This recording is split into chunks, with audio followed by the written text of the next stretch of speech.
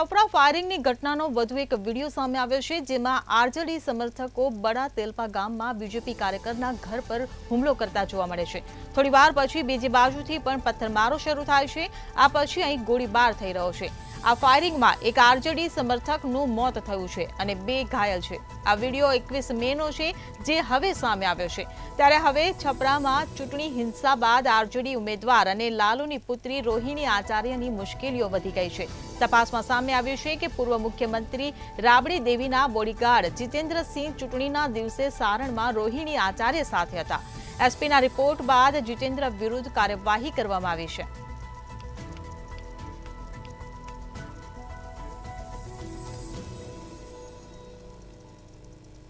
તો છાપરામાં ફાયરિંગમાં video viral સામે આવ્યો છે। આરજેડી સમર્થકોએ બીજેપી કાર્યકરના ઘર પર હુમલો કર્યો હતો। બીજી બાજુથી પથ્થરમારો થયો અને ત્યારબાદ ગોળીબાર પણ કરવામાં આવ્યો। ત્યારે 3 લોકોને ગોળી વાગી છે અને ફાયરિંગમાં એક આરજેડી સમર્થકનું મોત નીપજ્યું છે।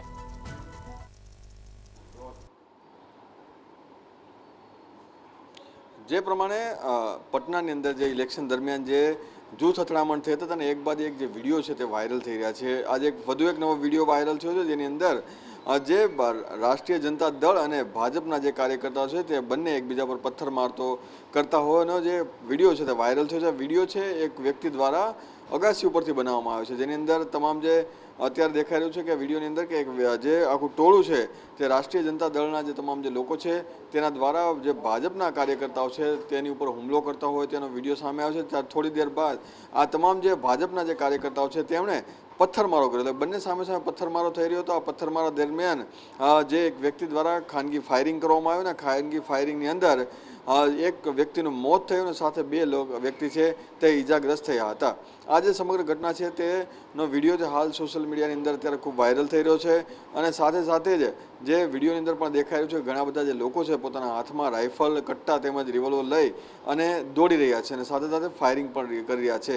આ તમામ જે મુદ્દા છે તેની જે એક એસઆઈટીની રચના કરવામાં આવી છે, તો સ્પેશિયલ ઇન્વેસ્ટિગેશન ટીમ છે તે પણ આજે તપાસની અંદર જોડાઈ ગઈ છે। સાથે સાથે જ જે એસપી છે ત્યાંના તેઓને પણ જે તપાસ શરૂ કરી છે અને તપાસની અંદર જે વિડીયોની અંદર દેખાતા જે લોકો છે તેને ખાસ કરીને ચેકિંગ કરવામાં આવ્યું છે કે આ લોકો કોણ કોણ છે અથવા આ લોકો જે પથ્થરમારો કર્યા છે આ તમામ કોના પક્ષના જોડાયા અથવા કોના દ્વારા જે ફાયરિંગ કરવામાં આવ્યું છે। તમામ જે વિડીયોને લઈને તપાસ ચાલી રહી છે, પરંતુ આ જે પથ્થરમારા જે 2 જૂથ અથડામણ થઈ હતી તેની જે 7 જેટલા જે લોકો છે તેની સામે જે અલગ અલગ જે ફરિયાદો છે 7 ફરિયાદો થઈ છે। જૂથ અથડામણની અલગ અલગ ફરિયાદો સાથે સાથે વિસ્તારની અંદર જે અશાંતિ ભર્યો જે માહોલ સર્જવાની જે ફરિયાદો છે તે પણ કરવામાં આવી છે। એટલે કે 7 ફરિયાદો છે। 7 ફરિયાદની અંદર પણ એસઆઈટીની ટીમ જે છે તે એસપીની સાથે રહીને આ તમામ જે મુદ્દા છે તેની તપાસ કરી છે। વિડીયો મામલે હાલ કહેવામાં આવ્યું છે એસપી દ્વારા કે વિડીયો છે તેને કોર્ટમાં રજૂ કરવામાં આવશે અને પુરાવા તરીકે એને રજૂ કરવામાં આવશે। એટલે અત્યારે હાલ થોડા સમય દરમિયાન આ તમામ જે વિડીયો છે તેની અંદર દેખાતા લોકો છે તેની અટકાયતી પગલાં છે તે લેવાની શરૂઆત કરી દેવામાં આવશે।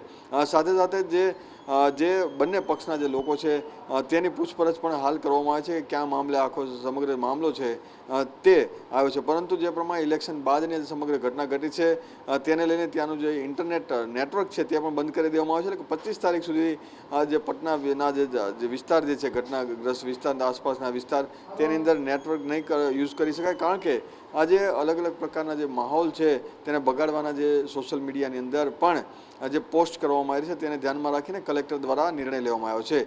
સાથે તે લાલુ પ્રસાદ યાદવના એકદમ નજીકી ગણાતા ભોલા યાદવ ઉપર પણ ચૂંટણી પંચે એક ફરિયાદ નોંધી છે। આ જે ચૂંટણી પંચે ફરિયાદ નોંધી છે તેની અંદર ભોલા યાદવ તેમજ આચાર્ય છે તેઓ મતદાન મથકની અંદર જઈ રહ્યા છે અને ત્યાં જે ઇન્કવાયરી કરી રહ્યા છે। આ મામલે જે ઇલેક્શન કમિશને જે ફરિયાદ નોંધી છે તેની અંદર કહેવામાં આવ્યું છે કે આ રીતે તેઓ સાથે ફરી ના શકે। અને સૌથી મહત્વની વાત એ છે કે ભોલા યાદવે આ મામલે કહ્યું છે કે હું કલેક્ટરની પરમિશન લઈને ગયો હતો અને આ મારું મતદાન મથક છે એટલે ત્યાં હું ફરી શકું છું, પરંતુ જે પ્રમાણે ઇલેક્શન કમિશને કહ્યું છે કે તમે મતદાન મથકની અંદર ફરી શકો છો, પરંતુ આચાર્યને સાથે લઈને મતદાન મથકની અંદર ના ફરી શકો। આ મામલે હાલ જે આચારસંહિતા ભંગની એક ફરિયાદ પણ નોંધવામાં આવી છે। સમગ્ર મામલો છે તે હવે જે ઇલેક્શન પૂર્ણ થયું અને ત્યારબાદ જે પથ્થરમારાની જે સમગ્ર ઘટના છે તેની અંદર માસ્ટરમાઇન્ડ કોણ છે તેને શોધવા માટે જે તમામ જે પોલીસના જે લોકો છે અને એસઆઈટીની ટીમના જે અધિકારીઓ છે ત્યાં સમગ્ર મામલે અને સાથે જ ફાયરિંગ જે કઈ હથિયારથી થયું હતું અથવા કોના હથિયારથી આ વ્યક્તિનું જે મોત થયું છે અને 2 લોકો ઇજાગ્રસ્ત થયા છે તેની તપાસ પણ હાલ ચલાવવામાં આવી રહી છે. જી છપરા ફાયરિંગ પહેલાનો એક વિડીયો સામે આવ્યો છે, જેમાં આરજેડી સમર્થકોએ બીજેપી કાર્યકરના ઘર પર હુમલો કર્યો હતો અને ફાયરિંગમાં એક આરજેડી સમર્થકનું મોત નીપજ્યું છે.